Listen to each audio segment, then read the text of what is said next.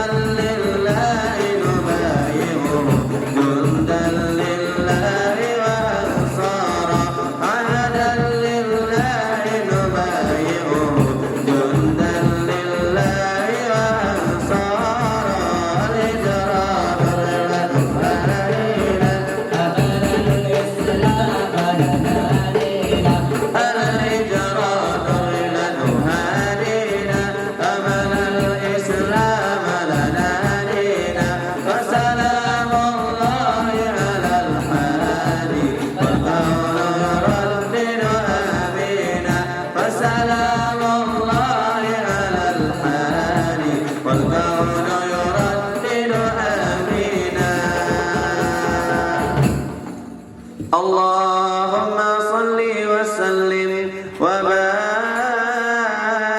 عليه وعلى آله بسندنا المتصل إلى الإمام الخاتمة الحفاظ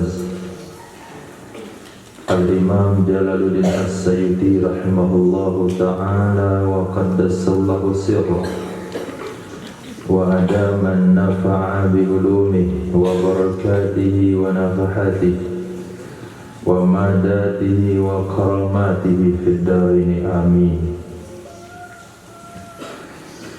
Hadis 4341 diriwayatkan dalam kitab Syarah Kabir Imam Tabrani dari sahabat Nabi Sayyidina Hudzaifah bin Usaid radhiyallahu anhu. Status hadisnya sahih. Zahabatin nubuwah, telah selesai zaman kenabian. Zahabat telah pergi, artinya telah selesai. An-nubuwah, zaman kenabian. Fala nubuwwata ba'di, maka tidak ada lagi kenabian setelah saya. Illal mubasysyirat, kecuali berita-berita gembira. Apa maksud dari berita gembira? Ar-ru'yas salihah, mimpi yang baik. Mimpi yang baik. Yarahar rajul, yang memimpikan akannya oleh seseorang. Kalimat rajul di situ taglib saja, bukan berarti mimpi seorang perempuan tidak benar.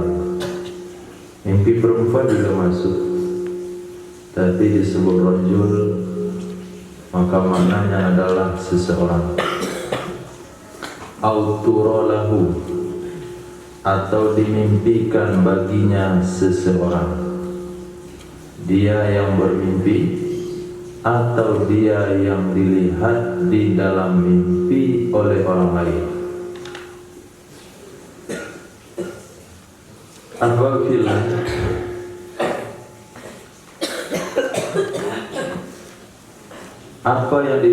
apa hubungan mimpi dengan kenabian?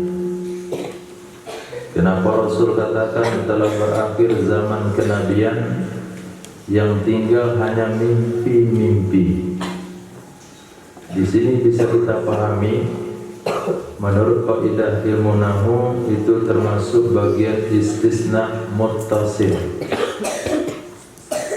Istisna muttasil yang menyatakan bahwasanya mustasna min adalah bagian, mustasna adalah bagian mustasna min. Berarti mimpi adalah bagian dari kenabian. Kenabian itu sudah habis semuanya, tinggal mimpi. Berarti mimpi bagian dari kenabian. Apa yang dimaksudkan mimpi bagian dari kenabian? Wahyu itu turun kepada Nabi Sallallahu Alaihi Wasallam dengan berbagai macam cara. Caranya diantaranya turunnya malaikat Jibril berwujud manusia. Minum komik. Turunnya malaikat Jibril berwujud manusia, berdialog langsung dengan Rasulullah. Maka malaikat Jibril senang menyerupai bentuk atau wujud daripada sahabat Nabi Sayyidina Dihyatul Kalbi. Ada wahyu turun kepada Nabi dilampaikan oleh malaikat Jibril dengan wujud aslinya. Ada pula turun wahyu kepada Rasul Sallallahu Alaihi Wasallam lewat bunyi. Dalam hadis disebut dengan jarjaratul jaras. Ketika Nabi dengar bunyi itu, ada pesan wahyu di situ. Dan itu adalah cara penyampaian wahyu yang sulit diterima oleh Nabi. Dan kembali ke dalam bahasa teknologi, itu disebut dengan telegram. Menyampaikan pesan lewat suara. Antum tahu telegram?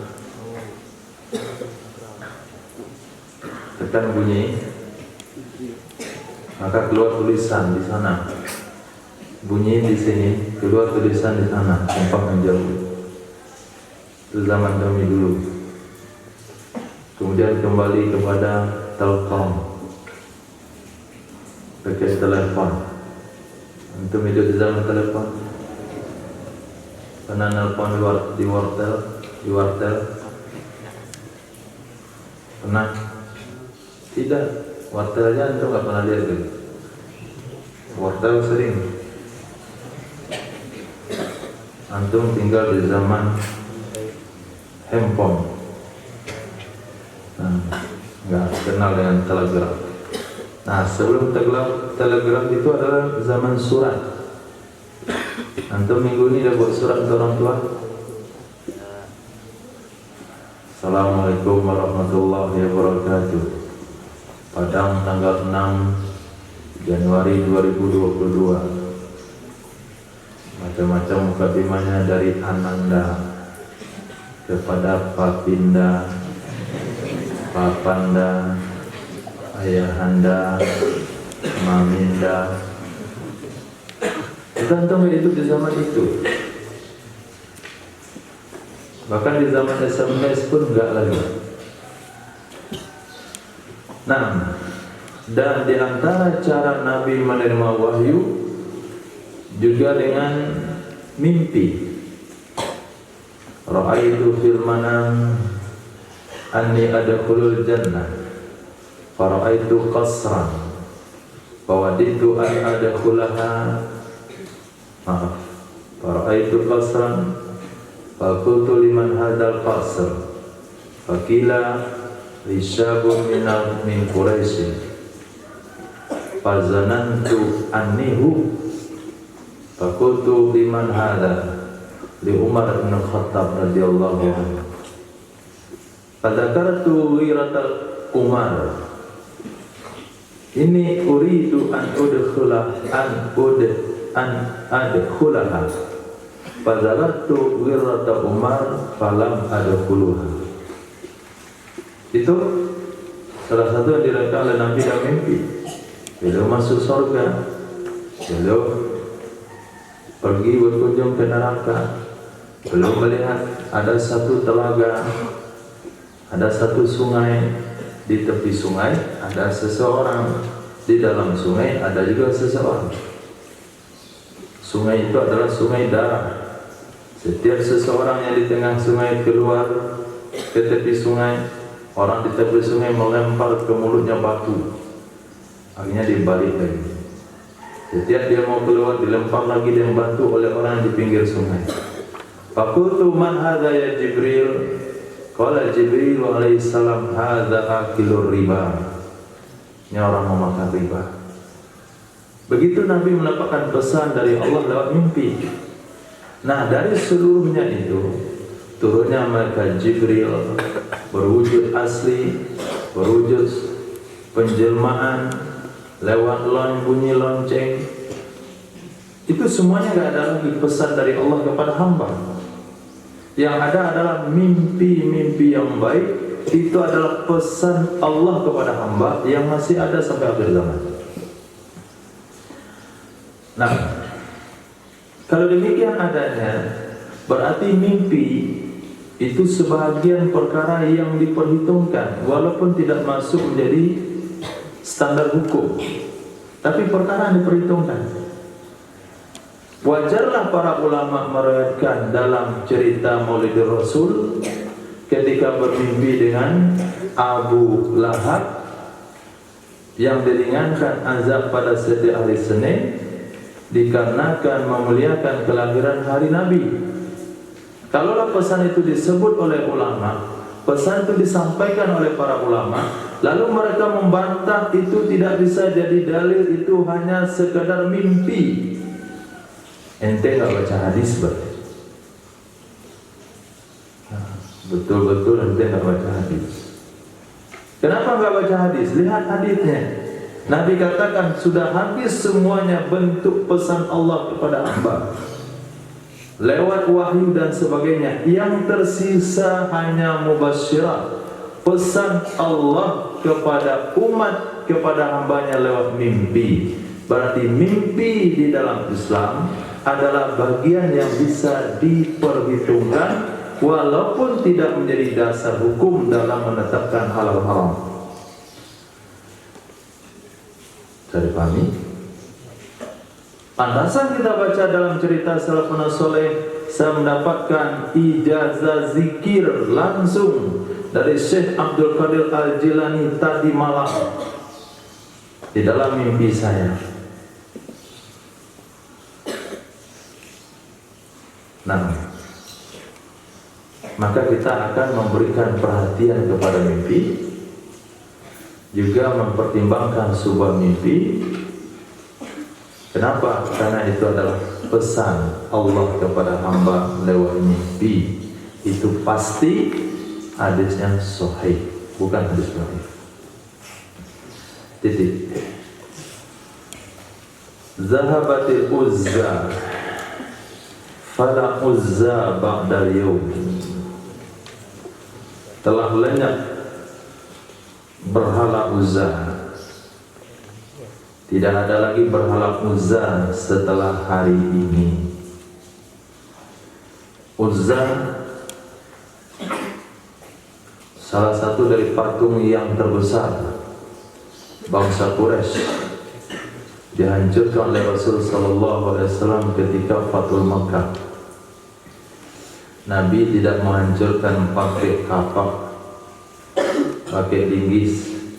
Nabi hanya mengisyaratkan dengan tongkat yang pendek yang ada di tangannya. Hancur. Setelah roboh itu patung semuanya, ada juga di bantuan sahabat, bahkan ada juga di antara patung itu ada jinnya, juga susah untuk dihancurkan. Maka kalau ketemu dalam sebuah usaha pembangunan rumah misalnya, ada pohon besar ditebang, nggak mau tumbang deh, itu bukan pohon keramat, tapi itu pohon dilindungi oleh jin, karena tempat tinggalnya di situ. Seharusnya nggak usah ditebang, berdampinganlah dengan mereka. Kadang-kadang kita perlu mereka. Itu apa? Itu bertanya perkara gaib. Motor siapa? Siapa yang curi ya? Tolong bantu. Bantulah oleh jin itu curi motor. Jadi nggak ada yang pohon keramat. Nah, itulah yang berlaku ketika pancuran berhala. Sulit dihancurkan karena dipengaruhi oleh jin, dilindungi oleh jin. Sehingga sahabat mesti perang dulu dengan jin. Maka ketika Uzza sudah hancur, disebut Uzza maksudnya semua berhala telah hancur berhala di Makkah, maka tidak ada berhala setelah hari ini. Maka dalam hadis yang lain Sayyidina Rasul sallallahu alaihi wasallam bersabda, telah putus asa oleh syaitan bahwa disembah selain Allah di Makkah. Syaitan sudah putus asa, nggak ada niatan untuk berusaha supaya berhala disembah lagi di kota Makkah, itu nggak ada. Kalau di tempat kita masih ada kemungkinan, tapi di Makkah tidak ada lagi. Karena Nabi sudah memberikan jaminan ketika berhala sudah dihancurkan, tidak akan ada lagi penyembahan terhadap berhala di kota Makkah. Dzur dirhamaini asyaddu hisaban min dirhami. Orang yang punya 2 dirham. Dzu artinya orang yang punya, sahih. dirhamaini 2 dirham. Asyaddu lebih parah, lebih berat, hisaban azabnya, lebih berat azabnya, maaf hisabnya, bukan azab, hisabnya daripada orang yang punya 1 dirham. Wa dzud dinaraini, orang yang punya 2 dinar. Asyaddu hisaban, lebih berat hisabnya, minad dinaraini, minad dinari, dari orang yang punya 1 dinar. Seseorang yang punya 20.000 rupiah lebih berat hisabnya dari yang punya 1.000. Yang punya 1.000 lebih berat hisabnya daripada yang punya 100. Yang punya 100 rupiah lebih berat hisabnya daripada yang enggak punya uang. Mana lebih baik?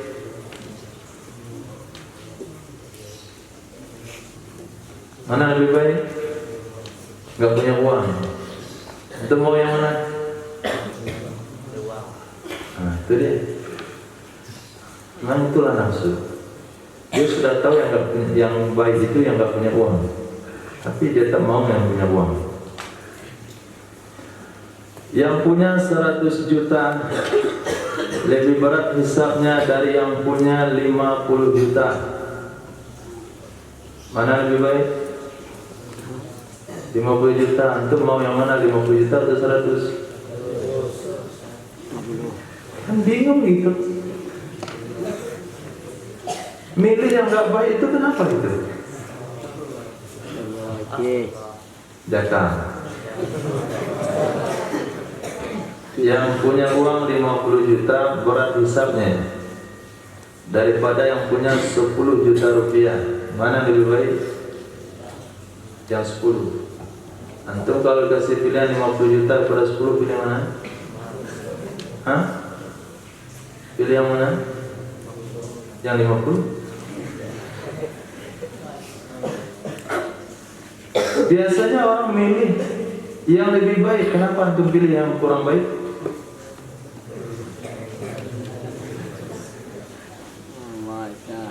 Itu kalau kita mau tahu apa itu nafsu. Nah, nafsu itu sanggup mengelabui mata seseorang untuk memilih yang lebih baik daripada yang baik. Yadul ulya khairum min yadis sufla. Tangan di atas lebih baik dari tangan di bawah. Mana lebih baik, memberi atau diberi? Antum mau memberi atau diberi?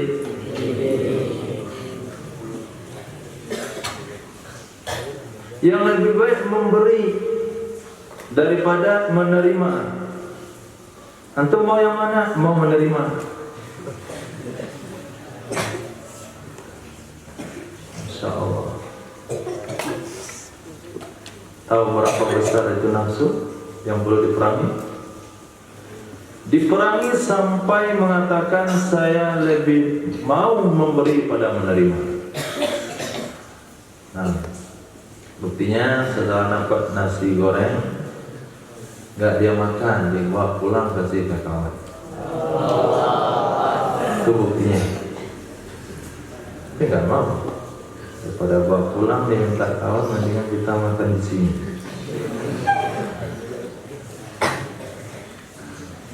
Dia anda nggak usah terlalu sedih kayak ikut acara kemarin. Hanya kasihan 3 orang doang.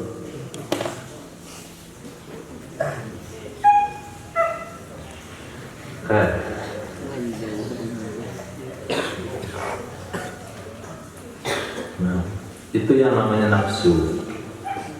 Orang alim sekalipun, orang yang tahu sekalipun, ini yang baik, ini yang enggak baik, ini kurang baik, tetap nafsu akan mengarahkan dia memilih yang enggak baik.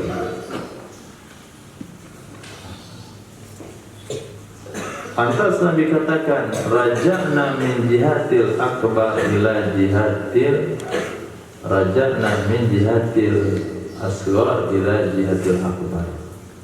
Kita pulang dari jihad kecil akan jumpa dengan jihad besar, yaitu jihad melawan hawa nafsu.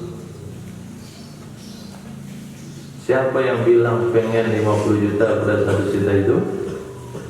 Nafsu, bukan akal. Akal jawaban yang pertama tadi. Lebih baik 50 pada 100. Itu akal. Tapi nafsu bilang sama miliar 100 saja.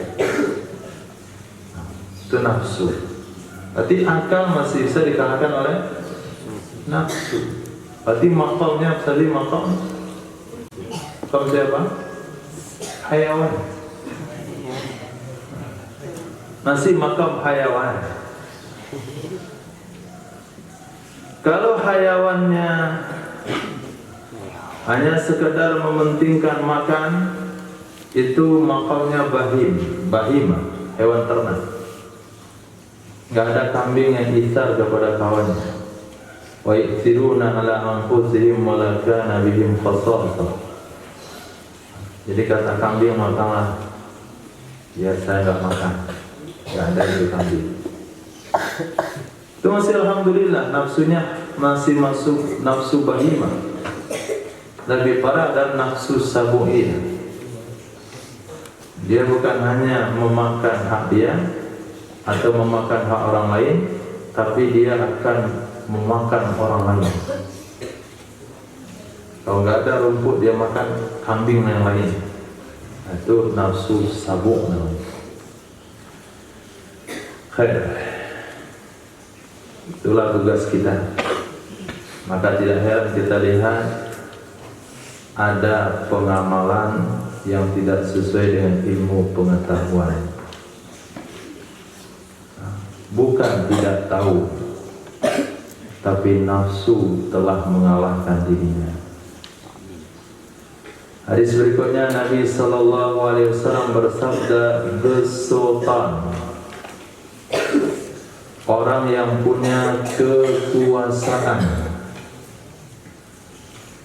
orang yang punya kekuasaan, wadzul ilm, orang yang punya ilmu, ahaqqu, lebih berhak bisyarafil majlis, di tempat yang mulia dalam sebuah majlis. Bisyarafil majlis, di tempat yang mulia dalam satu majlis. Ini diamalkan dalam masyarakat, sunnah yang teramalkan. Walaupun mereka tidak menyadari itu sunnah. Di mana-mana ada sebuah acara, siapa yang sudah duduk di depan? Siapa yang duduk di depan? Pemimpin dan para ulama. Pemimpin dan para ulama. Itu kalau di luar Minangkabau. Kalau di dalam Minangkabau tambah satu lagi, pemuka adat.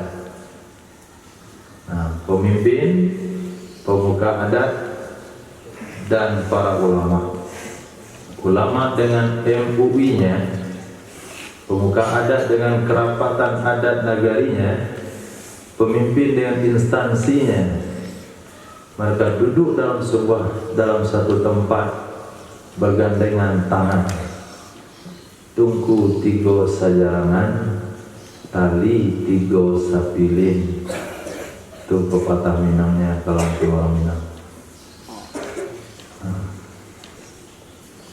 Nah, memberikan tempat di depan bagi pemuka adat, bagi pemimpin, bagi para ulama di satu majelis, itu sunnah Sayyidina Rasul sallallahu alaihi wasallam.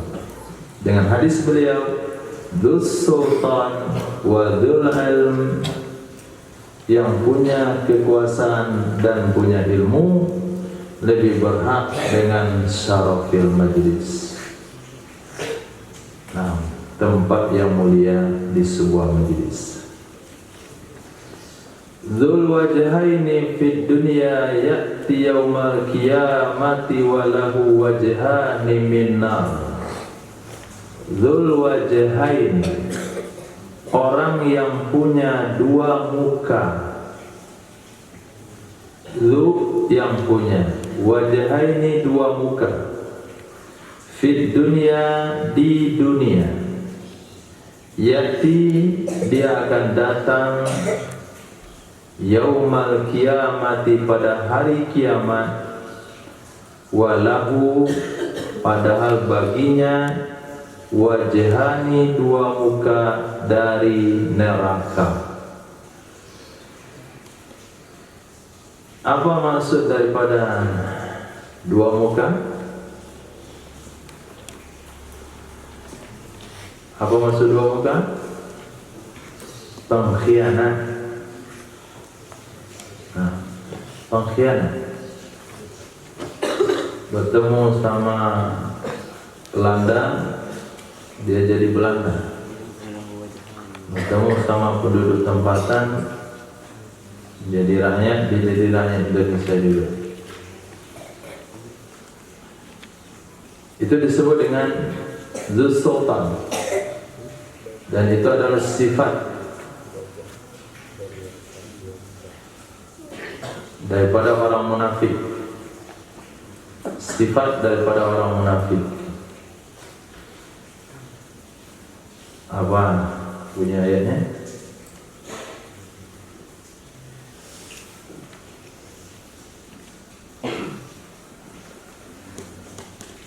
Apa punya ayatnya?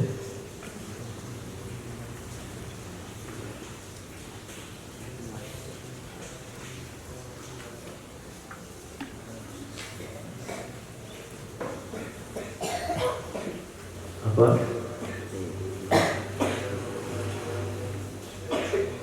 Wa idza khalau ila syayatinihim qalu inna ma'akum innama nahnu mustahzi'un. Dia bergabung sama-sama orang Islam, sholat jamaah ke masjid, zuhur sholat jamaah, asar sholat jamaah, maghrib sholat jamaah. Pulang kepada pemimpinnya, katakan, kamu udah Islam ya? Enggak, kami datang bersama kalian. Itu untuk menutupinya saja. Itu namanya ambil muka. Maka ketika dia berbuat sesuatu mengambil perhatian orang lain, maka di neraka, di akhirat besok Allah beri dia dua muka dari neraka. Dia kasih dia dua muka yang akan dibakar oleh api neraka. Zailul mar'ati shibrun. Zailu, ujung pakaian bagian bawah. Itu mana zailu? Ujung baju bagian bawah. Al-mar'ati, seorang wanita. Shibrun, itu satu jengkal. Makna hadis ini adalah pakaian wanita panjang ke bawahnya dari mata kaki itu dilebihkan satu jengkal. Dari mata kaki dilebihkan satu jengkal. Kalau laki-laki itu minimal batas panjangnya, maksimal batas panjangnya adalah di atas mata kaki. Lewat di atas, di bawah mata kaki disebut isbal. Hukumnya haram menurut sebagian pendapat ulama. Tapi wanita tidak ada bahasa isbal bagi wanita. Justru wanita dianjurkan di atas mata kaki dilebihkan ke bawah satu jengkal. Lalu ketika berjalan di tempat yang kotor, tentu bajunya itu terlabuh, terseret di atas tempat yang kotor. Datanglah seorang wanita berkata kepada Rasulullah SAW. Hadis yang kita lihatkan dalam Sunan Ibnu Majah. Apa kata wanita itu? Ya Rasulullah, kami melewati jalan yang kotor. ba'dahu tariqun anzaf minhu? Adakah setelahnya jalan yang bersih dari jalan sebelumnya? Na'am, ada. Fa zaka bidaka, maka jalan yang kotor tadi, mengotori dan menajiskan bajunya, akan disucikan baju itu oleh jalan yang bersih setelahnya. Itu bagi wanita, bagi laki tidak. Nah, mana lebih baik ketika seorang wanita mengulurkan bajunya satu jengkal dari atas mata kaki sehingga terkena kotoran atau tanah jalanan, daripada dia meninggikan bajunya, artinya tidak sampai lewat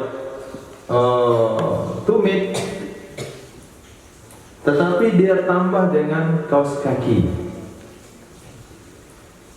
Tambah kaos kaki, karena tujuan melewatkan baju itu untuk menutup telapak kaki ketika berjalan.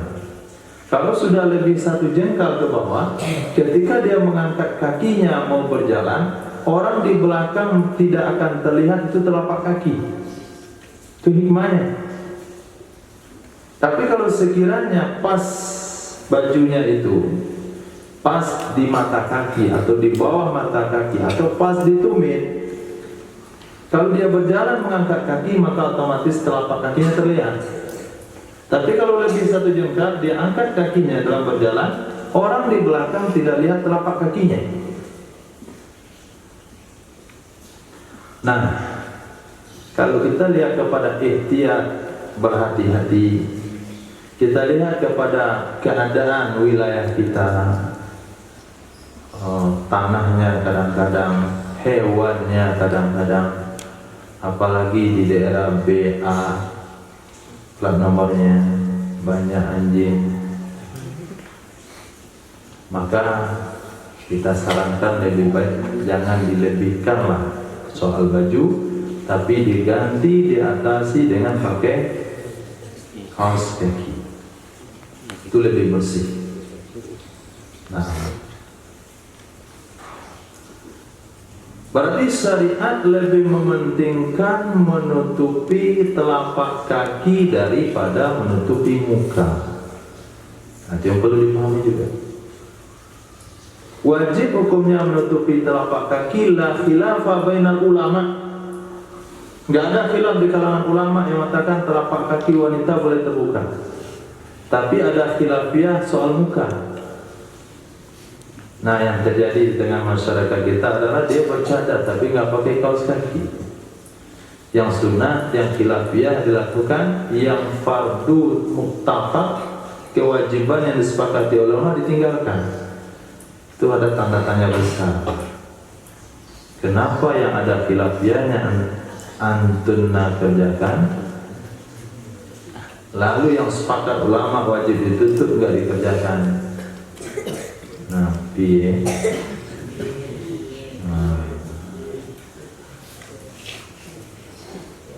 Kayak Dailul mar'ah sibrun, itu maknanya ujung baju wanita panjangnya dilebihkan satu jengkal.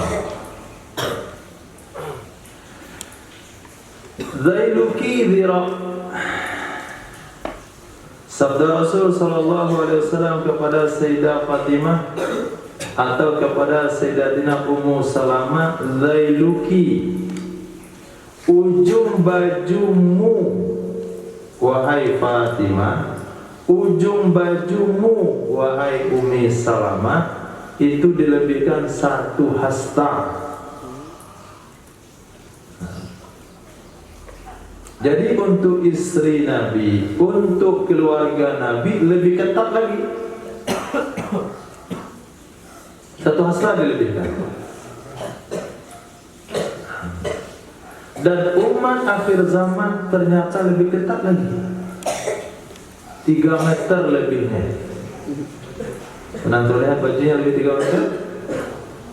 Ada orang tukang angkat satu belakang. Saking lebihnya 3 meter ke bawah, akhirnya di atas nggak tertutup, ketiak kebuka. itu karena terlalu lebih void.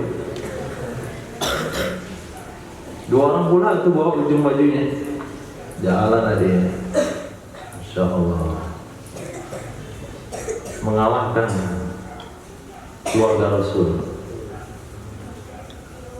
Wanita secara umum 1 jengkal, istri Nabi dan keluarga Nabi 1 hasta. Umat akhir zaman 3 meter. Menakjubkan amalan umat akhir zaman itu, sekalian mengherankan. Sudah jelas kain banyak sisa lebih 3 meter ke belakang, akhirnya tetap kebuka. Aneh, aneh. Kita mikirnya aneh. Apa yang ada di otaknya itu? Urat saraf yang mana yang udah putus? Sampai berpikiran gak jernih sepertinya. Berjalan juga susah, ada yang jatuh gara-gara itu. Gak jadi dia kawin, masuk rumah sakit mana?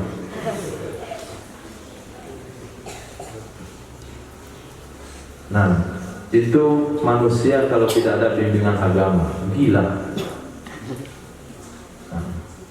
Manusia kalau tidak ada bimbingan agama memang gila. Nah, itu pula lah keanehan yang dilihat oleh Sayyidina Rasul di kampung halaman beliau. Orang buat Tuhan sendiri, sembah sendiri. Faslun fil muhalla bihal min hadzal hurfi. Pasal tentang kalimat yang diberi alif lam. Tentang kalimat yang diberi alif lam dari ini huruf. Maksudnya adalah huruf dzal. Hadis yang diawali dengan huruf dzal yang beralif lam.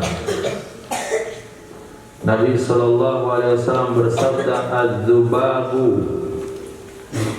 hewan-hewan yang berbentuk lalat. Hewan-hewan yang berbentuk lalat." Berapa jenis hewan yang terlihat yang berbentuk lalat?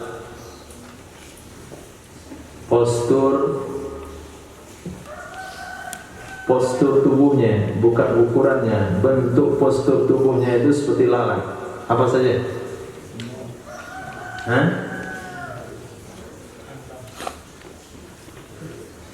Nah, kulluhu finnar, semuanya itu dalam neraka.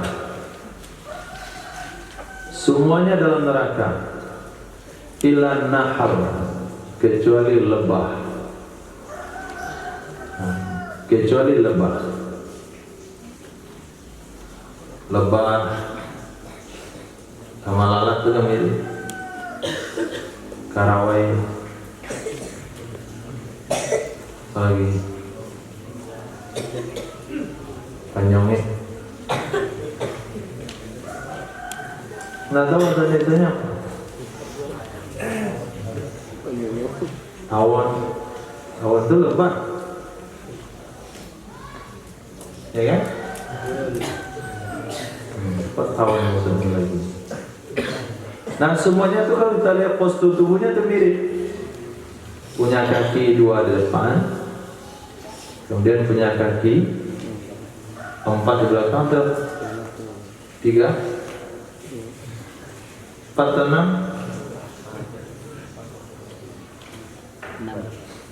4 di belakang, 2 di depan,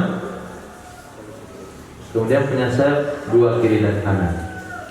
Punya mata lumayan besar. Nah, itu postur tubuhnya. Nah, banyak hewan yang mirip itu.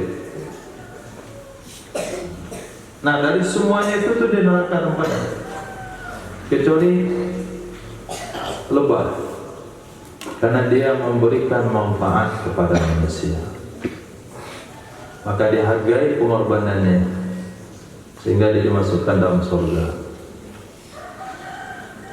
Az-zabihu Ishaq.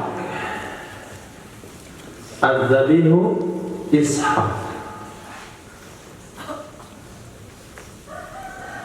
Orang yang bergelar az-zabih, sang disembelih, itu Nabi Ishaq menurut satu riwayat. Tapi riwayat yang masyhur adalah az-zabih Ismail, bukan Ishaq. Makna az-zabih adalah orang yang disembelih oleh Nabi Ibrahim alaihissalam.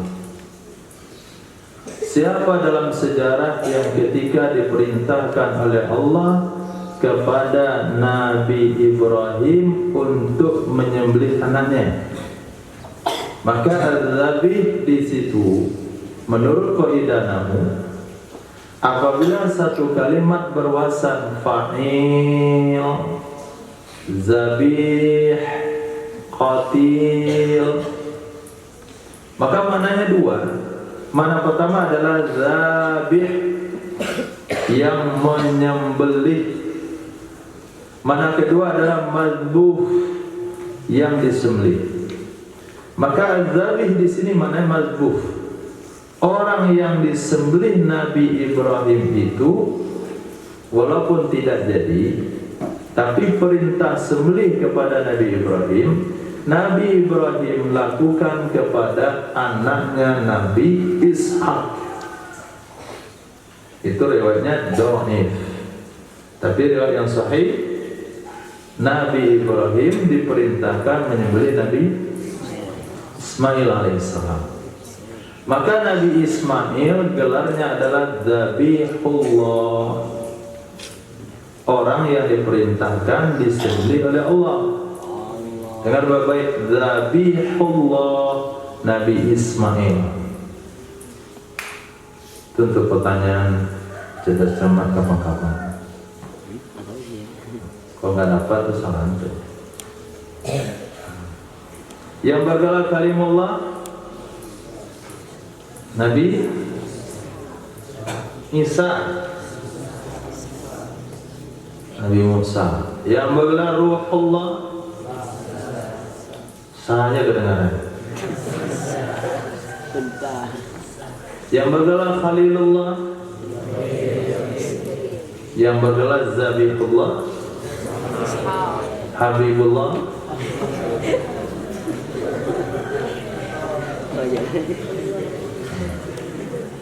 Sayyidina Muhammad sallallahu alaihi wasallam. Nah, az-zikru khairun minas sadaqah. Zikir itu lebih baik dari bersedekah.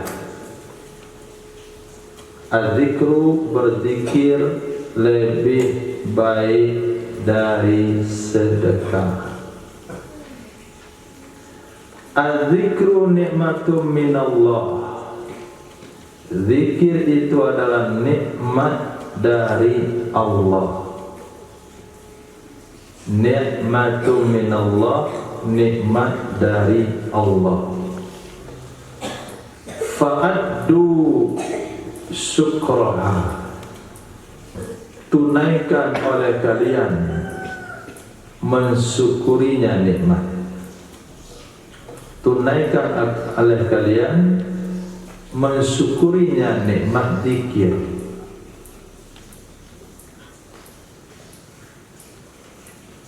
Jadi anugerah Allah kepada umat, kepada hamba, nikmat spesial, yaitu zikrullah.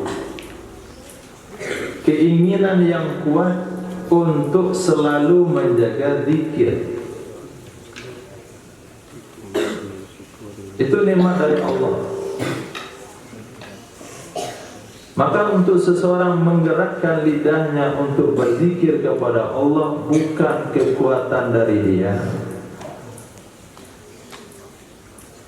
bukan keinginan dia,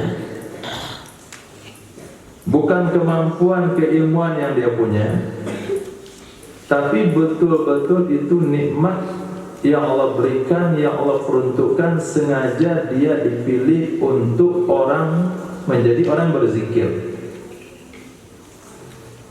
Maka tidak salah sampai tim zikiran, pengawas zikiran itu banyak laporan. Karena orang itu belum layak mendapatkan nikmat. Dia ada di tempat orang berzikir, kiri kanan zikir, baca, dia nggak bisa baca. Saya tutup mulut, karena dia nggak dipilih oleh Allah. Kalau seseorang berat berzikir, itu ada hal yang perlu dipertanyakan.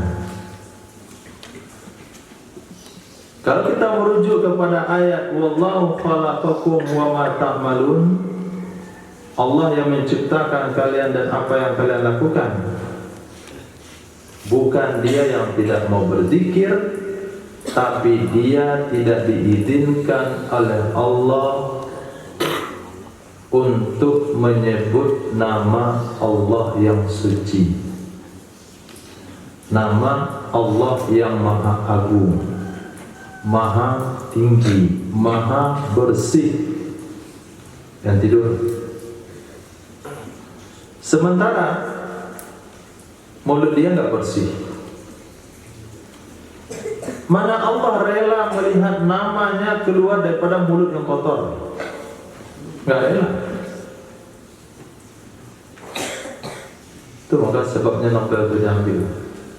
Itu salah satu penyebab keluarnya kata-kata kotor. Karena orang akan terpengaruh dengan apa yang dia baca. Bacalah situ bahasa-bahasa yang nggak bagus. Nah, karena dia dah sering baca, keluar di mulutnya bahasa yang sama, kotor mulutnya, malas dia berzikir dan membaca Quran. Kenapa? Mulut sudah terkotori dengan bahasa-bahasa kotor. Asbab apa bahasa kotor itu muncul? Asbab dia baca bahasa kotor. Dia bukan karena nggak ada alasan. Itu alasan yang paling, bukan alasan yang paling, tapi itu perkara yang asasi dalam sebuah pendidikan.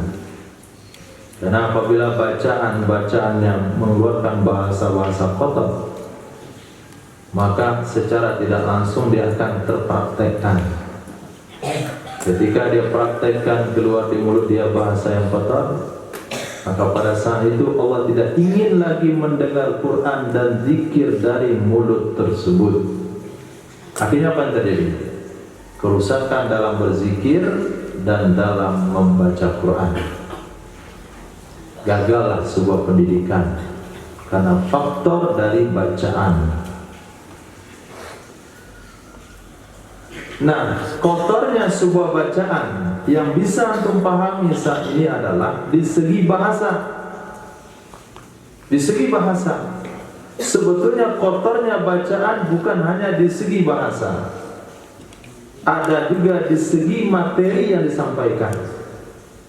Seperti membaca kitab filsafat, itu nggak ada bahasa kotor di dalamnya. Kitab filsafat nggak ada bahasa kotor di dalamnya, tapi materinya kotor. Itu sebabnya Imam Ghazali rahimahullah menarik diri beliau daripada ilmu filsafat, karena beliau tidak mendapatkan di sana ketenangan. Itu materi. Nah, membaca buku-buku liberal ini termasuk bacaan kotor di segi materi. Bahasanya bagus, nggak ada yang kotor bahasanya, tetapi materinya kotor. Kenapa? Diajak melogikakan semua syariat. Kalau nggak liga nggak diterima. Ketiga, akidah Mu'tazilah, akidah Syiah, dan termasuk akidah Wahabi. Nah, kalau dibaca buku-buku seperti itu akan datang kegelapan di mulut dan di hatinya, sehingga Allah tidak izinkan dia untuk berzikir. Buktinya mana? Salam kiri dan kanan dia langsung angkat. Itu bukti sahih. Asal apa itu? asbab bacaannya. Nah, jadi zikir itu nikmat dari Allah. Maka tunaikanlah syukur atas nikmat zikir dengan cara mengistiqomahkan diri menjaga zikir. Kalau kita istiqomah dengan zikir, insya Allah al-mazkur ma'adzakir, orang diingat akan selalu bersama orang yang mengingat. Baru wujud disebut dengan ma'iyatullah, kebersamaan dengan Allah Subhanahu wa ta'ala. Hadis berikutnya Nabi sallallahu alaihi wasallam bersabda, "Adz-dzikrul ladzi la tasma'uhul hafadhah yazidu 'ala dzikril ladzi tasma'uhul hafadhah sab'ina di'fa." Zikir yang al-dzikrul ladzi, zikir yang la tidak tasma'uhu mendengarkan akannya, al-hafadhatu oleh malaikat penjaga, oleh malaikat penjaga. Yazidu itu melebihi nilainya, yazidu melebihi nilainya, ala zikri atas zikir, alladhi yang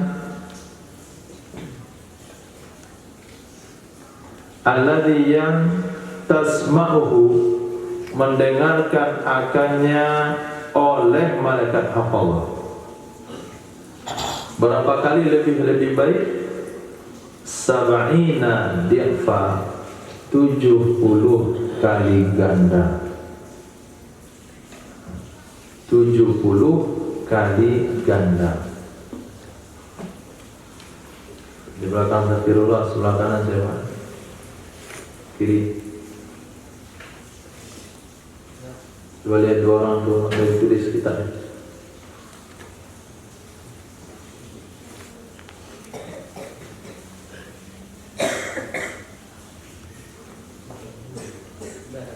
Sebelahnya lagi.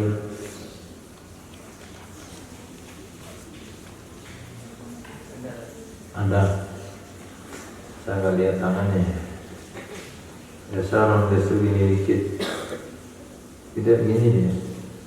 Keren nanti. Nampak dia mendekatkan kepala.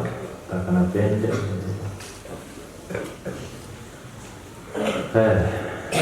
InsyaAllah. Sengaja saya baca lambat biar tertulis artinya.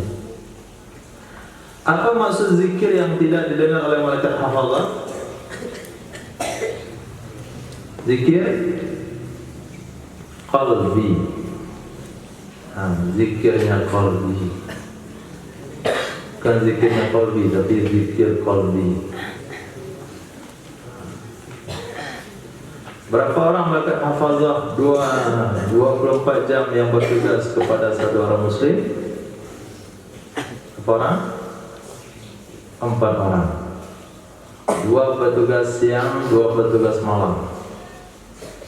Tadi waktu subuh dah datang 2 orang.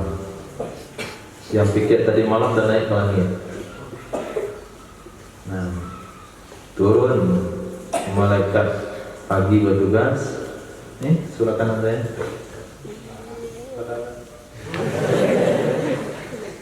Sini ada 1.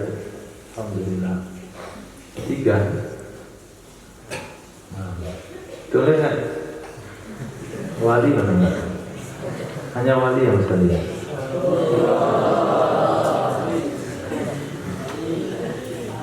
Jadi setiap manusia itu punya kawan. 1 malaikat kanan, 1 malaikat kiri. Ketika dia tidur, 1 menjaga di kepala, 1 menjaga di kaki. Ketika dia duduk dan berjalan, 1 di kanan, 1 di kiri. Ketika dia masuk WC, dia nunggu pintu WC. Maka jangan terlalu kencang di dalam, terganggu yang di luar. Itu mereka hafal. Dia punya tugas nanti sampai matahari tenggelam. Ketika matahari tenggelam, turun lagi 2 dari langit yang bertugas sore ini naik, pagi ini naik. Yata'aqabuna fikum malaikatun bil-laili wa malaikatun bin-nahar. Yang bertugas hari ini pagi 2 orang, yang turun besok bertugas 2 orang, itu malaikatnya beda. Yang sudah naik tadi malam, tadi pagi, yang bertugas tadi malam, yang naik tadi pagi, itu nggak pernah turun lagi. Yang turun nanti malam 2 orang lagi, beda lagi mereka. Beda lagi mereka. Maka malaikat itu makhluk Allah yang paling banyak. Ya ta'aqabuna fikum malaikatun bil-laili wa malaikatun bin-nahar. Itu malaikat hafazah. Kita belajar, dia dengar. Kita zikir, dia dengar. Kita zikir sendiri, dia dengar. Tapi zikir yang mana yang tidak didengar oleh malaikat itu? Zikir qalbi. Dia ada dalam hati.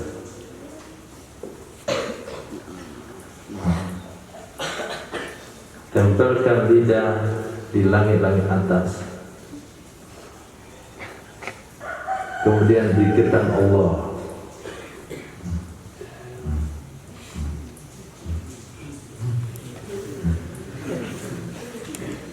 Nah, kata malaikat nggak bisa tulis ya.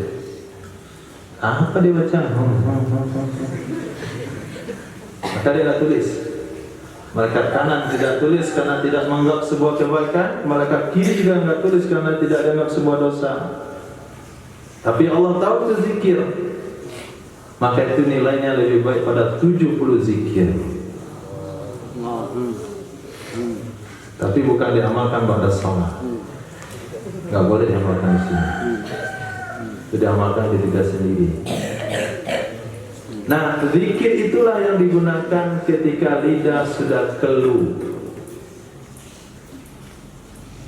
tubuh sudah hampir kaku, mata tidak lagi melihat, telinga sudah hampir dicabut pendengarannya, lidah tidak bisa lagi dibicarakan, bahkan mulut tidak bisa dibuka.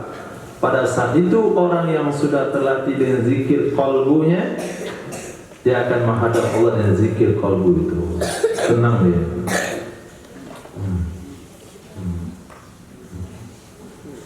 Itu juga zikir orang demam.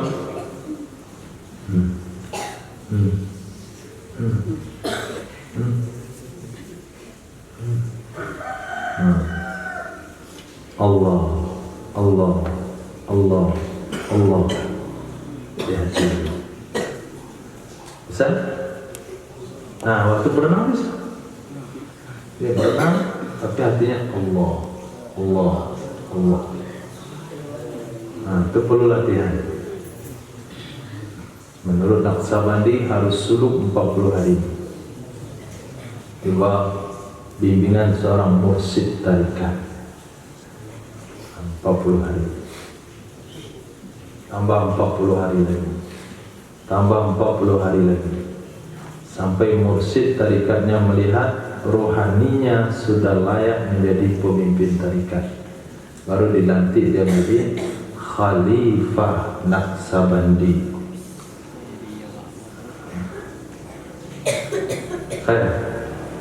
Itu zikir qalbi.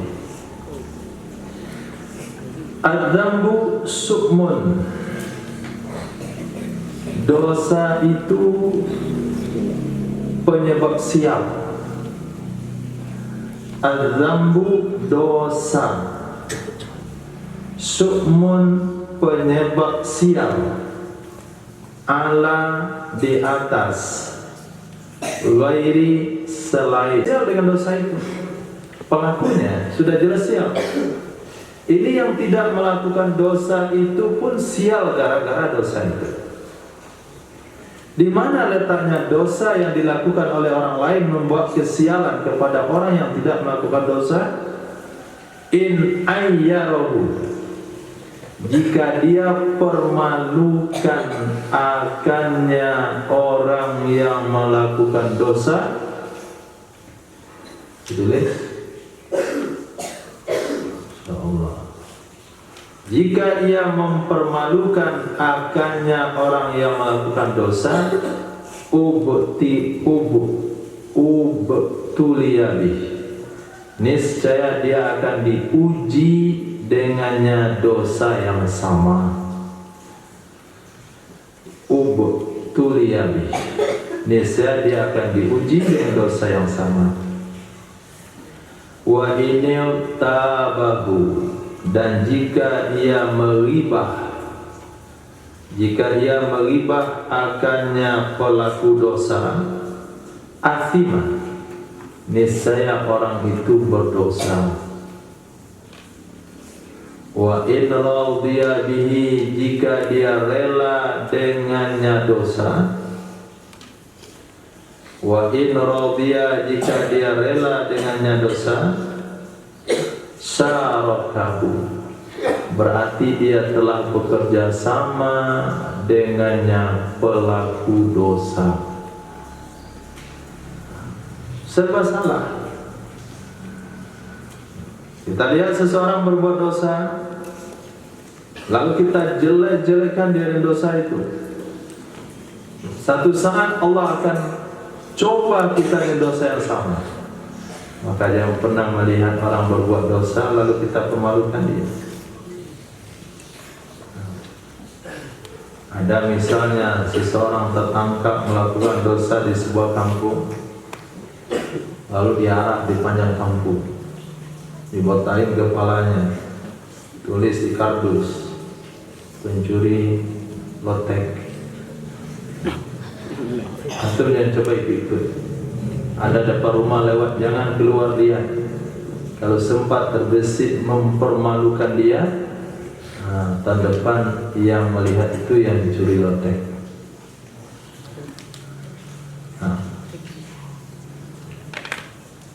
Nanti kalau jadi buah bibir, oh si fulan, si fulan, si fulan dan si fulan, kita jadi ghibah dapat dosa. Kalau kita diam-diam saja, tenang-tenang saja di atas dosa tersebut, kita dapat dosa kerjasama. Sial itu. Belum lagi kesialan-kesialan yang lain. Ada sebuah dosa yang Allah tahan hujan gara-gara dosa itu selama 40 hari 40 malam. Ada yang asbab dosa itu Allah tarik kesuburan tanah. Ada yang asbab dosa itu Allah akan turunkan kemiskinan. Jadi pelaku dosa bukan hanya membuat sial dirinya, tapi akan membuat sial kehidupan bermasyarakat. Maka yang berbuat dosa ketika diingatkan jangan ngeyel. Saya yang berdosa, kenapa kamu yang ribut? Kamu yang berdosa, kami dapat sialnya. Maka kami mesti ribut.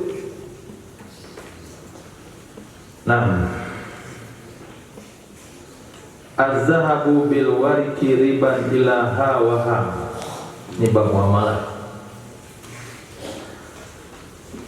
Az-zahabu menjual emas,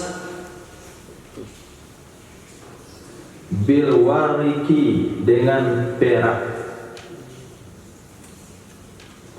itu hukumnya riba. Hukumnya riba, kecuali ha waha, ini dan ini, kecuali ini dan ini. Apa maksudnya ini dan ini? Saya beli emasmu dengan perak saya, ini perak saya. Nah, ini emas saya, ini dan ini. Maksudnya apa? Serah terima dalam majelis akad sebelum berpisah dan tunai. Itu syaratnya. Jual beli emas dengan perak. Maka hukumnya berkembang kepada tukar mata uang. Jual ringgit, beli rupiah. Beli rial dengan rupiah. Jual dolar, beli rupiah. Nah, jual mata uang sama mata uang yang berbeda, itu akan terjadi riba kecuali dua syarat. Hadis, satu tunai, yang kedua serah terima dalam majelis. Al-birru bil birri, al-burru bil burri riba. Jual beli gandum dengan gandum riba, kecuali ini dan ini. Tunai, serah terima dalam majelis, tapi hadis ini belum lengkap. Di hadis yang lain harus sama banyak. Masalah di masalih. Nah, sama banyak. Jual beli gandum dengan gandum. Seperti materi yang pernah kita ulas beberapa minggu yang lalu, yaitu jual beli padi dengan padi di kampung-kampung. Untuk mencari bibit padi, mereka tukar dengan padi. Oh, kami nggak jual beli, kami hanya tukar menukar. Jual beli itu definisinya adalah tukar menukar barang. Nah. Yang ketiga, at-tamru bit-tamri riba. Menjual korma dengan korma hukumnya riba kecuali ini dan ini. Menjual syair dengan syair, gandum berukuran kecil, itu syair, hukumnya riba kecuali ini dan ini. Di hadis disebutkan 4 poin. Perak dengan emas, gandum dengan gandum, tamar dengan tamar, syair dengan syair. Maka kalau kita dipaksa memahami hadis secara tekstual, maka baik ribawi hanya berlaku pada 4 hal saja. Tapi memahami hadis secara tekstual itu salah dalam kebijakan memahami hadis, sehingga hukum itu akan berkembang kalau pakai hukum kias. Nah, pakai hukum kias. Emas perak adalah kias daripada mata uang. Gandum sama syair adalah kias daripada makanan pokok. Tamar adalah kias daripada buah-buahan. Kalau itu jual beli jeruk dengan jeruk harus sama banyak, harus tunai, harus serah terima dalam akad. Dia orang bayar tunggu, bosan yang jeruk bayar tunggu. Orang pasaman bosan dan jeruk pasaman. Ketemulah mereka berdua, pasaman dan bayar tunggu, jual beli jeruk dengan jeruk. Hukumnya? Hukumnya? Riba. Riba hukumnya itu. Namanya baik ribawi. Jual beli ada unsur ribanya. Bagaimana unsur ribanya itu dihalalkan? Hilang 3 syarat. Jeruknya sama-sama banyak kilonya, kemudian tunai, kemudian serah terima dalam majelis.